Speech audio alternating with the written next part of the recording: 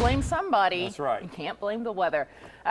Or the weather guy, Mark. Or the weather do. guy. All this talk about travel, you look ahead to the weekend and is it dry? Yeah, I think that travel should be no problem as far as the Southeast goes. So Delta, United, all the other airlines out there, it's not going to be on blame the us. weather. That's right. So if you're late, it's on you. Let's start off with a quick look outside. I want to show you what's going on in Birmingham. We have sunshine getting through, but notice there is a shadow that is cast over half of the skyline, and that's thanks to a little bit of rain, which is developing in western Jefferson County. And, well, it's not much, but the cloud cover is there.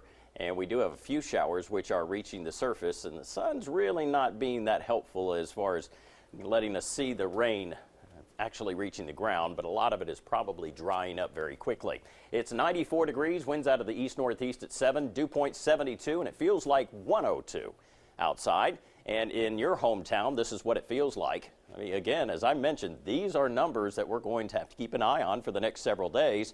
We've gotten away from the heat index being this high, but it feels like 108 in Hamilton, 100 in Tuscaloosa, Birmingham, Gadsden, 101 in Pell City and Alabaster, 109 now for those of you in Shelby are actually Jasper and around Walker County, but the heat index forecast over the next couple of days you see into the low 100s in many spots, and that will carry right through our weekend.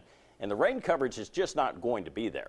We really are going to stay dry with the exception of an isolated shower. That would be about the best we get. And that's what we've had here locally today. A few of these showers have popped up. They rain themselves out very quickly. There's that one lone little shower I was talking about just west of downtown.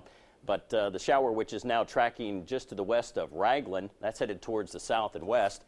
And, you know, a couple of days ago, these were moving north and northeast, so it's been an interesting summer with the rain, and you'll see some of the locations like Odenville, you could be affected by that. And then we have this other shower, which is headed towards the Birmingham metro area. Gardendale, you'll see that within about 40 to 50 minutes, actually even a bit sooner. A little bit of lightning in this one, which is in eastern Coleman County. That is tracking towards the south and west as well. So Hanceville, you'll probably get a little bit of rain out of this, and then eventually Warrior. And the rain around the Birmingham metro area, very, very isolated. Do want to talk the tropics. This is really becoming a hot topic now. We do have what is called 99L. This is a tropical wave which is moving through the Caribbean. And it's interesting to watch because this storm just can't get its act together. But our forecast models show the wave going in about 20 different places. But that being said, if it continues on the track which it is, it's got to go through dry air, more shear, a lot of things to happen. And that will put it out into the Gulf of Mexico if all of the models are correct. Even then, I think it is an extremely long shot that we see this storm develop. We'll certainly be keeping our eye on it very carefully and keeping you posted. So for the remainder of tonight, you'll see the temperatures stay in the 80s. We'll still have some clouds, but here's your Storm Track 7-day. An isolated shower tomorrow.